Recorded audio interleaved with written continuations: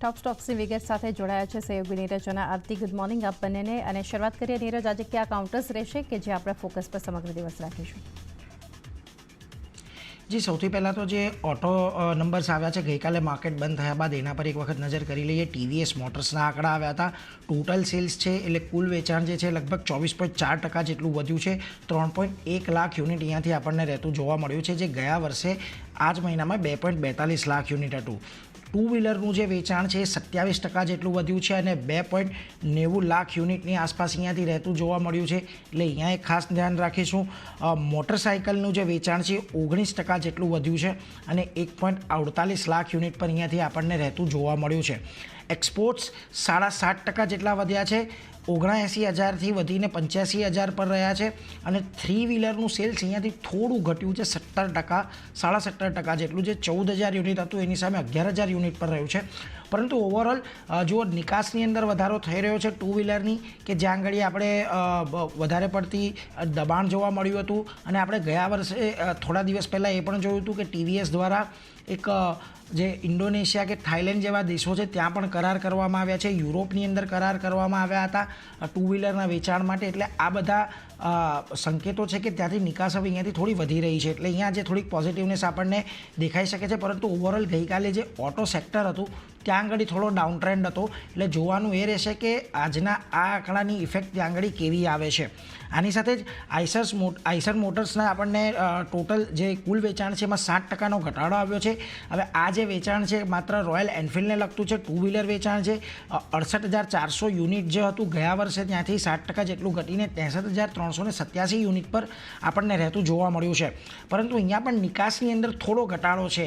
8,579 યુનિટની સામે 29% જેટલું ઘટીને આપણને 6,096 યુનિટ પર નિકાસ રહેતી જોવા મળી હતી. એટલે આઈસર્સ માટે હજી આપણને નિકાસની વ્યવસ્થા છે. હવે ગઈકાલે આ સ્ટોક આખા નિફ્ટીનો ટોપ લૂઝર બન્યો હતો. એટલે હવે આજે અહીંયાથી કેટલો ઘટાડો આવે છે એ આપણે ખાસ જોવાનું રહેશે. એટલે અહીંયા એક ખાસ ધ્યાન રાખીશું. આની સાથે જ ઓએનજીસી અને ઓઇલ ઇન્ડિયા પર નજર પડી રહી છે, કારણ કે ત્યાં આગળ આપણને વિન્ડફોલ ટેક્સ વધારવાના ન્યૂઝ મળી રહ્યા છે. અહીંયા 13,000 ટનથી જે વિન્ડફોલ ટેક્સ છે એને વધારવામાં આવ્યો છે અને 2300 પ્રતિ ટન જેટલો અહીંયા કરવામાં આવ્યો છે. એટલે અહીંયા ફરી એક વખત આપણને ઓએનજીસી ઓઇલ ઇન્ડિયા પર થોડી અસર આવતી જોવા મળી શકે છે, કારણ કે આમ તો 15 દિવસે રિવિઝન થાય છે વિન્ડફોલ ટેક્સનું. પરંતુ આજનો આ જે વધારો છે થોડો ચિંતાજનક એટલા માટે પણ કહી શકાય, કારણ કે છેલ્લા આ રિવ્યૂ લેતા પહેલાં જ આપણે ગયા અઠવાડિયે અને ગઈકાલે પણ જોયું કે ક્રૂડ અહીંયાથી ખાસું એવું ઘટી ગયું છે. અને આપણે જોઈએ તો અત્યારે 78 એટલે 79ની નીચે ક્રૂડ આવી ગયું છે, છતાં પણ અહીંયાથી જે ટેક્સ વધારવામાં આવ્યો છે એ અહીંયાથી ખાસો મહત્ત્વનો રહેવાનો છે. આની સાથે કેટલીક Q3 બિઝનેસ અપડેટ પર નજર કરી લઈએ, જેમાં સૌથી પહેલાં શરૂઆત કરીએ કોલ ઇન્ડિયાની સાથે. તો ડિસેમ્બરમાં જે ઉત્પાદન છે લગભગ 8.2% વધીને 71.9 મેટ્રિક ટન પર અહીંયાથી રહેતું જોવા મળ્યું છે. અને એપ્રિલથી ડિસેમ્બરનું જે ઉત્પાદન છે એ ટોટલ 11% જેટલું અહીંયાથી વધ્યું છે અને 531.9 મેટ્રિક ટન પર રહેતું જોવા મળ્યું છે. હવે મહત્ત્વની વાત એ છે કે FY24 માટે કોલ ઇન્ડિયા દ્વારા પોતે જે પ્રોડક્શનનો લક્ષ્ય નક્કી કર્યો હતો એના લગભગ 2/3 જેટલું, એટલે કે 67% જેટલું ઉત્પાદન તેમણે અહીંયાથી હાંસલ કરી લીધો છે. અને FY24માં કોલ ઇન્ડિયાએ 780 મેટ્રિક ટનનો અહીંયાથી અનુમાન લગાવ્યું છે કે આટલો લક્ષ્ય રાખ્યો છે. એમાંથી 531.9 મેટ્રિક ટન, એટલે કે ઓલમોસ્ટ 532 મેટ્રિક ટન જેટલું ઉત્પાદન આપણને અહીંયાથી આવતું જોવા મળ્યું છે. એટલે પોઝિટિવ એ રીતે અહીંયા કોલ ઇન્ડિયા માટે થઈ શકે છે. પરંતુ કોલ ઇન્ડિયાની અંદર આપણે છેલ્લા ઘણા દિવસથી સારો એવો રનઅપ જોયો છે. એટલે આજે અહીંયા પણ બીજી એક પોઝિટિવનેસ તો અપેક્ષિત છે, પરંતુ કેવા મૂવ આવે છે આજે દિવસ દરમિયાન એના પર આપણે ખાસ નજર રાખીશું. આની સાથે જ અલ્ટ્રાટેક સિમેન્ટ પર નજર કરી લો. ત્યાં આગળ આપણને જે Q3 સેલ્સ વોલ્યુમ છે એની અંદર વધારો થતો જોવા મળ્યો છે. યર ઓન યર ધોરણે 5% જેટલા વધ્યા છે અને ક્વાર્ટર ઓન ક્વાર્ટર ધોરણે 2% જેટલા વધ્યા છે. અને જે કુલ સેલ્સ વોલ્યુમ છે એ 26.06 મિલિયન ટન પર આપણને રહેતા જોવા મળ્યા છે. એટલે અહીંયા પણ એક થોડી પોઝિટિવનેસ આપણે અપેક્ષિત રાખી શકીએ છીએ. અને આજકાલ આમ પણ સિમેન્ટ સેક્ટરની થીમ ઘણી સારી રીતે ચાલી રહી છે. ગઈકાલે બે મોટી સિમેન્ટ કંપનીઓમાંથી બેએ પોતાના વિસ્તરણ પણ કર્યા છે પ્લાન્ટની અંદર, એટલે ઓવરઓલ એક પોઝિટિવનેસ તો છે, પરંતુ આજે અહીંયા કેવી અસર આવે છે એ આપણે અલ્ટ્રાટેક સિમેન્ટ પર ખાસ નોંધવાનું રહેશે.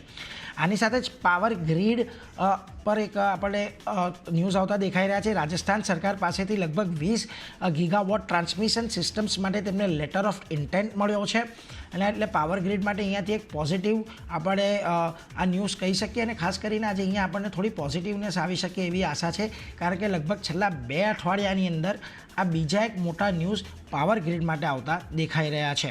અને આની સાથે જ ઓટો એન્સિલરી અને ઓટો સેક્ટર આજે ખાસ ફોકસમાં રહેવાનું છે, કારણ કે ગઈકાલે સરકાર દ્વારા જે ઓટો માટેની PLI એટલે કે પ્રોડક્શન લિંક ઇન્સેન્ટિવ સ્કીમ છે એની અંદર અહીંયાથી સમયગાળો છે એ લંબાવવામાં આવ્યો છે, અને 1 વર્ષ સુધી આ યોજનાને સરકારે અહીંયાથી લંબાવી દીધી છે. હવે પહેલાં FY24થી FY27 માટે હતી, તેને 1 વર્ષ વધારીને FY28 માટે કરી દીધી છે. એટલે જે પણ કંપનીઓ પાત્રતા ધરાવે છે PLI સ્કીમની અંતર્ગત, કે જેમણે પહેલાં અરજીઓ કરી છે, જેમને PLI સ્કીમની અંદર મંજૂરી આપવામાં આવી છે, એ તમામ કંપનીઓને હવે 31 માર્ચ 2028 સુધીનો સમય મળશે. હવે આ જે ઓટો PLI સ્કીમ છે એમાં એક મોટો હિસ્સો જે છે એ ઓટો કમ્પોનન્ટ બનાવતી કંપનીઓને થઈ જશે.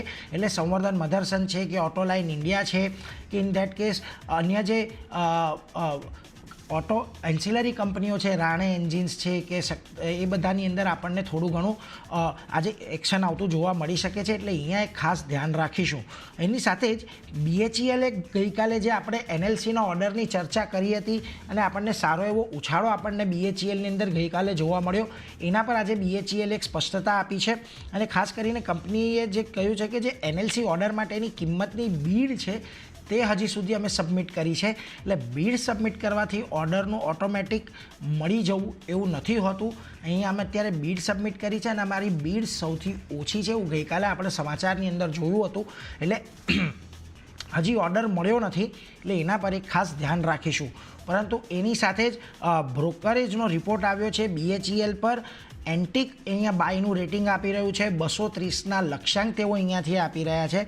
અને એમનું કહેવું છે કે જો NLCનો ઓર્ડર મળી જશે ત્યારબાદ કંપનીની કુલ ઓર્ડર ઇન્ટેક FY24માં 60,000 કરોડ સુધી અહીંયાથી પહોંચી શકે છે. એટલે અહીંયા એક ખાસ ધ્યાન રાખીશું. અને નોન પાવર સેગમેન્ટની અંદર એક સ્થિર ગ્રોથ આવતો જોવા મળી રહ્યો છે, જેને કારણે અહીંયાથી આ કંપનીના ગ્રોથની શક્યતાઓ અહીંયાથી વધુ દેખાઈ રહી છે. એટલા માટે તેમણે બાયનું રેટિંગ આપ્યું છે અને 230ના ટાર્ગેટ આપ્યા છે. તો આ બધા સ્ટોક્સ જેના પર ખાસ નજર રાખીશું. TVS મોટર, આઈસર મોટર્સ પર કેવો મૂવ આવે છે એ જોવાનું છે. ખાસ કરીને ઓટો એન્સિલરી સેગમેન્ટ આજે આખા દિવસ દરમિયાન કેવું પ્રદર્શન કરે છે એના પર પણ એ રહેશે, કારણ કે અહીંયાથી PLI સ્કીમ વધારવામાં આવી છે. તો આ બધા સ્ટોક્સ પર આજે આપણે ખાસ નજર રાખીશું. જી, તો આ સ્ટોક્સ અને સેક્ટર્સ પર તો ફોકસ રહેશે જ. આરતી, હજુ પણ ઘણા બધા સ્ટોક્સ છે આજે કે જે આપણે ફોકસ રાખવાનું છે. જે ચાંદની ઘણા બધા સ્ટોક છે. ગુડ મોર્નિંગ સૌથી પહેલાં તો. અને ઘણા બધા કાઉન્ટર્સ જે છે તેના પર GST નોટિસ મળી છે, તેનું રિએક્શન આજે બતાવી શકે છે કાઉન્ટર્સ. સૌથી પહેલાં LICની વાત કરી લઈએ. અહીંયા GST ડિમાન્ડની નોટિસ મળી છે કંપનીને. 806 કરોડની GST ડિમાન્ડની નોટિસ મળી છે, અને નાણાકીય વર્ષ 2018 માટે આ નોટિસ જે છે તે GST વિભાગ તરફથી આવતી દેખાઈ રહી છે. તો એને કારણે LICનું કાઉન્ટર આજે થોડું ઘણું ફોકસમાં રહેતું દેખાશે. નેસ્લે ઇન્ડિયાને પણ GST તરફથી નોટિસ મળી છે. અહીંયા પણ ડિમાન્ડ નોટિસ કંપનીને મળતી દેખાઈ રહી છે. લગભગ 46.4 કરોડની GST ડિમાન્ડ નોટિસ કંપનીને મળી છે. અને FMCG કંપની માટે આ ડિમાન્ડ નોટિસ જે છે તે નેસ્લેને મળતી દેખાઈ રહી છે. તો નેસ્લે ઇન્ડિયા પર પણ આજે ફોકસ રાખવાનું રહેશે. HULની વાત કરી લઈએ તો અહીંયા પણ GST વિભાગ તરફથી ડિમાન્ડ નોટિસ મળી છે, અને લગભગ 447 કરોડની GST ડિમાન્ડ નોટિસ કંપનીને મળતી દેખાઈ રહી છે. તો FMCG સેક્ટર આજે ફોકસમાં રહેશે, કારણ કે નેસ્લે ઇન્ડિયા અને HUL જેવી કંપની છે જે તે રિએક્શન જે છે તે બતાવી શકે છે. નજર રાખવાનું રહેશે. વાત કરી લઈએ કરનેક્સ માઇક્રોની, તો અહીંયા પોઝિટિવ સમાચાર છે કંપની માટે. ઓર્ડર મળ્યો છે જોઈન્ટ વેન્ચરને સાઉથ સેન્ટ્રલ રેલવે પાસેથી ઓર્ડર મળ્યો છે. લગભગ 109.5 કરોડનો ઓર્ડર કંપનીને મળ્યો છે. તેને કારણે કરનેક્સ માઇક્રો આજે પોઝિટિવ રિએક્શન બતાવી શકે છે. ગઈકાલે પણ પોઝિટિવિટી સાથે ક્લોઝિંગ જોવા મળ્યું હતું. આજે ફોકસ રાખવાનું રહેશે કરનેક્સ માઇક્રો પર. વાત કરી લઈએ APL અપોલો ટ્યુબ્સની, તો અહીંયા Q3 અપડેટ્સ આવ્યા છે કંપનીના. Q3માં સેલ્સ વોલ્યુમની વાત કરી લઈએ તો 6.05 લાખ ટનથી 0.2% ઘટ્યો છે અને ઘટીને 6.03 લાખ ટન પર આપણને યર ઓન યર ધોરણે પહોંચતું જોવા મળ્યું છે. તો એક negative reaction APL Apollo tubes આજે બતાવી શકે છે. સેલ્સ વોલ્યુમ ખાસ કરીને Q3માં આપણને ઘટતો જોવા મળ્યો છે. JTL ઇન્ડસ્ટ્રીઝની વાત કરી લઈએ તો અહીંયા પણ બિઝનેસ અપડેટના રિએક્શન સ્ટોક બતાવી શકે છે. Q3માં સેલ્સ વોલ્યુમની વાત કરીએ વધ્યો છે 76.05% વધ્યું છે અને લગભગ 105 મેટ્રિક ટન જે છે તે આપણને પહોંચતું જોવા મળ્યું છે sales volume year on year ધોરણે. અને સ્ટ્રક્ચરલ સ્ટીલ ટ્યુબ અને પાઇપ્સની વાત કરી લઈએ તો મજબૂત માંગને કારણે Q3 જે છે તેમાં આપણને વોલ્યુમ વધતા જોવા મળ્યા છે. તો એક પોઝિટિવ રિએક્શન JTL ઇન્ડસ્ટ્રીઝ આજે બતાવી શકે છે. ધનલક્ષ્મી બેંકની વાત કરી લઈએ તો અહીંયા પણ Q3 બિઝનેસ અપડેટ રિએક્શન બતાવી શકે છે. સ્ટોક કુલ ડિપોઝિટની વાત કરીએ 12,939 કરોડથી વધ્યા છે, 10.6% વધ્યા છે અને 14,310 કરોડ પર યર ઓન યર ધોરણે રહેતા દેખાયા છે. અને ગ્રોસ એડવાન્સીસમાં પણ 11.9%નો વધારો આપણને જોવા મળ્યો છે અને વધીને 10,347 કરોડની આસપાસ પહોંચતા દેખાયા છે. તો અહીંયા પણ પોઝિટિવ રિએક્શન કારણ કે Q3 બિઝનેસ અપડેટ જે છે તે મજબૂત આવતા દેખાઈ રહ્યા છે. સાઉથ ઇન્ડિયન બેંકની વાત કરી લઈએ તો અહીંયા પણ Q3 બિઝનેસ અપડેટ આવ્યા છે અને સારા બિઝનેસ અપડેટ બેંક તરફથી રજૂ કરવામાં આવ્યા છે. જ્યાં ડિપોઝિટની વાત કરી લઈએ તો 9.4% વધ્યું છે, 99,164 કરોડની આસપાસ પહોંચતું જોવા મળ્યું છે.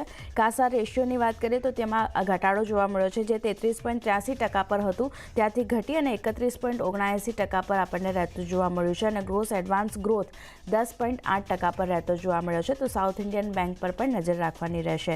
અને છેલ્લે SJVNની વાત કરી લઈએ તો અહીંયા પણ કંપની માટે પોઝિટિવ સમાચાર છે. જોઈન્ટ વેન્ચર માટે મંજૂરી મળતી દેખાઈ રહી છે. ભારત અને નેપાળમાં 4 જોઈન્ટ વેન્ચર માટે નાણાં મંત્રાલય પાસેથી મંજૂરી મળતી દેખાઈ રહી છે અને 8,778 મેગાવોલ્ટની કુલ ક્ષમતા સાથે હાઇડ્રો અને રિન્યુએબલ પ્રોજેક્ટ માટે ખાસ કરીને મંજૂરી મળતી દેખાઈ રહી છે SJVNને. તો ફોકસ આજે અહીંયા પણ રાખવાનું રહેશે. તો બધા સ્ટોક છે મારા તરફથી અને નીરજે જણાવ્યા બધા પર આજે ખાસ ફોકસ રહેશે. જી આરતી અને